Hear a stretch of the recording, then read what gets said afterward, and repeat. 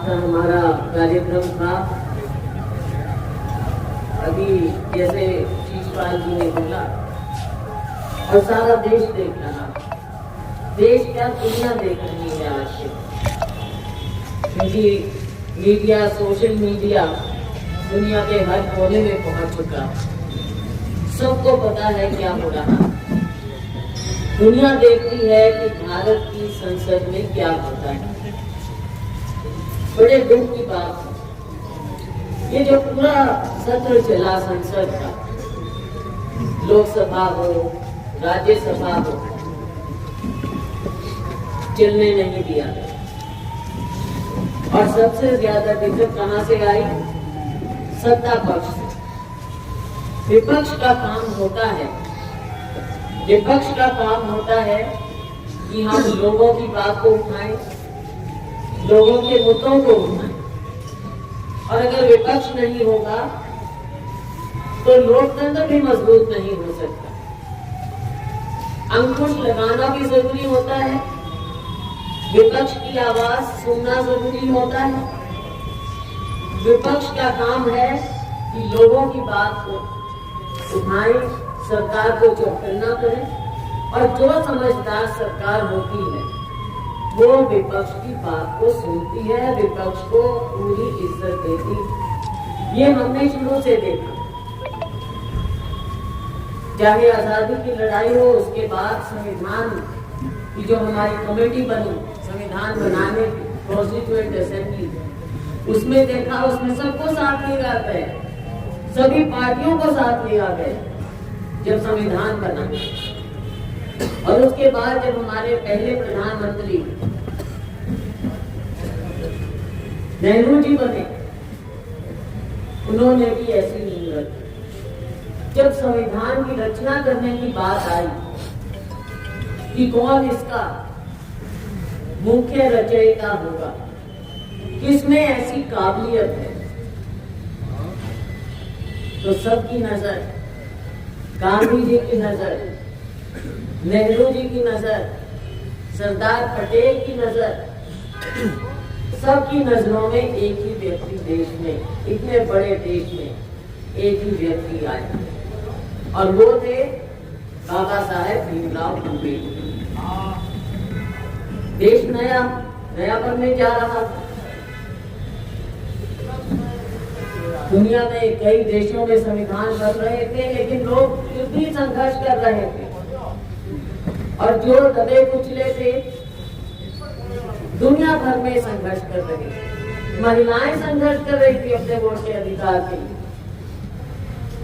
लेकिन हमारा संविधान बना, हमारे संविधान में, कॉन्स्टिट्यूएंट असेंबली में, तब हमारे नेताओं का, उस समय के, जिनको हम कहते हैं फाउंडिंग फादर्स, उनकी इतनी सोच थी कि हम सबको साथ लेकर चले। नया देश बन रहा है, नया संविधान बन रहा है, सभी के विचार हमको लेने चाहिए। और उस समय में भी, जो कि भाजपा वाले आज बोलते हैं, हमला बोलते हैं, ये भूल जाते हैं कि इनके नेता श्यामा प्रसाद मुखर्जी, भाजपा तो चलो बात करते हैं, श्यामा प्रसाद मुखर्जी को भी उसमें लिया गया था ताकि सबके विचार आ सके। ऐसी सोच थी कि हमारे देश में हर तरह की सोच है, हर तरह के धर्म है, हर तरह की मर्यादाएं हैं, उनकी इज्जत रखनी पड़ेगी। आजाद देश बन रहा है, ऐसी सोच अगर वो ना रखते तो हमारा देश आज तक जो कहते हैं कि इतने सालों में, 7 दशकों में क्या मिला। हमारा संविधान बना, सबको अधिकार मिले, आपस में अलग अलग विचार होते हैं और लोकतंत्र में होने भी चाहिए, लेकिन उसको, विचारों को रखने का अधिकार भी दिया हमारे संविधान में दिया। ये हमारा ग्रंथ है। अगर हम अपने आजाद देश के ग्रंथ की इज्जत नहीं कर सकते, उनके रचयिता की इज्जत नहीं कर सकते, तो एक दूसरे की इज्जत नहीं कर सकते और लोकतंत्र की इज्जत नहीं कर सकते, जो आप आज देख रहे हैं। ज्यादा लंबी बात में नहीं जाऊंगी। आज इन लोगों की आदत हो गई नेहरू जी को बुरा बोलो, इंदिरा जी को बुरा बोलो, राजीव जी को बुरा बोलो, कांग्रेस के हर नेता को बुरा बोलो, पूरे कांग्रेस के इतिहास को बुरा बोलो, आजादी की लड़ाई को बुरा बोलो। ये आज भाजपा की आदत हो गई, भूल जाते हैं। आजादी के बाद दुनिया में कितने देश हैं जिन्होंने आजादी पाई, लेकिन कहीं पर भी, कहीं एक भी देश ऐसा नहीं है जो पहले गुलाम रहा हो, बाद में आजाद होने के बाद जहां पर लोकतंत्र जिंदा हो। एक भी देश ऐसा नहीं। लेकिन हमारे यहाँ 7 दशकों में लोकतंत्र जिंदा रहा है। लोकतंत्र जिंदा रहने का मतलब है एक एक नागरिक जिंदा रहा है, उसके अधिकार जिंदा रहे हैं, जिसको हमारे संविधान ने हमें दिया है। दबे कुचलों की आवाज कौन सुनता था? दबे कुचलों की आवाज संविधान ने सुनवाई। और हमारे उस समय के सोच ऐसी थी सबकी कि सबको अधिकार मिलना चाहिए। साथियों, आज भाजपा ने संसद में, रणदीप जी तो वहां पर थे, जिस तरह से देश के गृह मंत्री, हमारे संविधान के रचयिता, न केवल गरीबों की, दलितों की, कुचलों की आवाज थे बाबा साहेब, लेकिन इस देश के हर नागरिक के अधिकार की आवाज थे बाबा साहेब। हर नागरिक के अधिकार, चाहे वो किसी धर्म का हो, किसी जाति का हो, चाहे सो कॉल्ड जो भी कहते हैं बड़ी जाति या सो कॉल्ड छोटी जाति, बाबा साहेब ने सबको समेटा, सबने उनकी इज्जत भी, उनका मान दिया। और अगर आज उनका अनादर करता है देश का गृह मंत्री, ऐसी बात उन्होंने आपने देखा, कौन उड़ाया है बाबा साहेब का? बाबा साहेब ने नहीं बोला, अम्बेडकर जिस तरह से बोला, हमसे तो वैसे बोला भी नहीं जाता, किसी का अनादर हम नहीं कर सकते। और उन्होंने तो बाबा साहेब का अनादर किया। और जब हमने ये आवाज उठाई संसद में, आपने देखा कैसा तमाशा किया। स्पीकर साहब ने कहा कि संसद को जो जाने वाली सीढ़ी है उन पर कोई प्रदर्शन नहीं करेगा।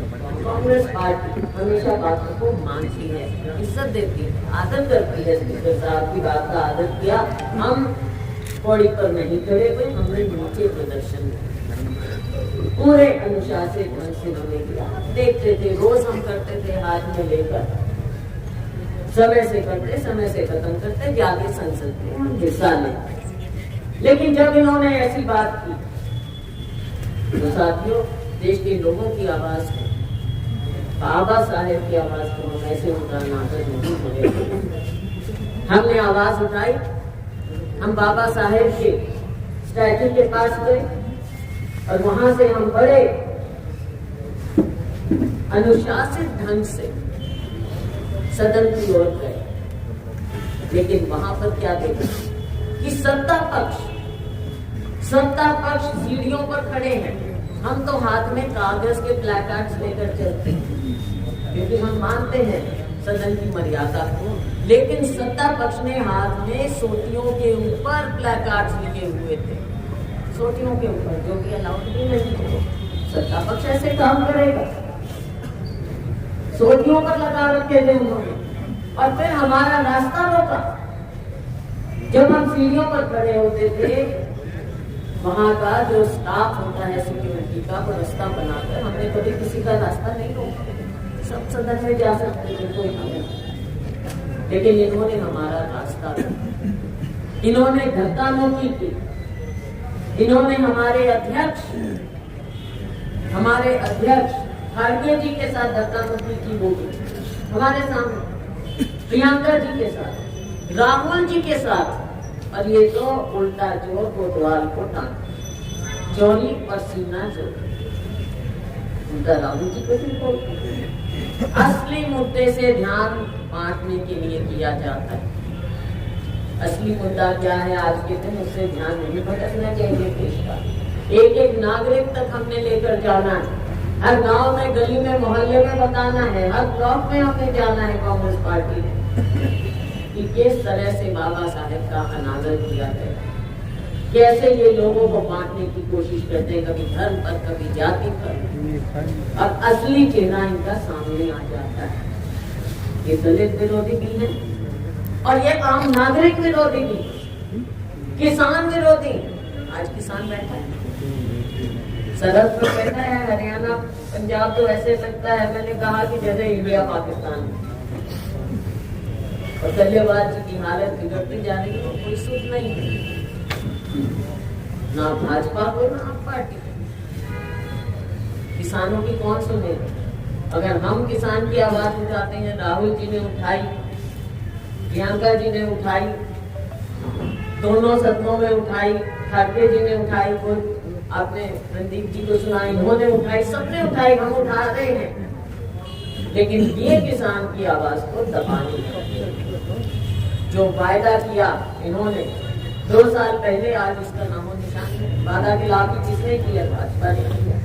अनादर बाबा साहेब का किसने किया है? भाजपा ने, सरकार ने की। और आज राहुल जी को कुछ कहते हैं, किसी को कुछ कहते हैं, तो ये बात हमने सही नहीं। आज हमारा कार्यक्रम था कि हम सभी लोग इकट्ठा होकर यहाँ से मार्च करेंगे, बाबा साहेब की मूर्ति तक जाएंगे और ये बातों को हम रास्ते में नारे लगाते हुए अनुशासित ढंग से जाएंगे। लेकिन आप जानते हैं, कल चौटाला साहब की मृत्यु हुई, तो आउट ऑफ रिस्पेक्ट आदर करते हुए, देखो वो मुख्यमंत्री रहे हैं, उनका एक व्यक्तित्व रहा है और सिरसा के बेटे हैं, तो हमने कहा कि हम अपना वो प्रोग्राम नहीं करेंगे, आउट ऑफ रिस्पेक्ट हम नहीं करेंगे।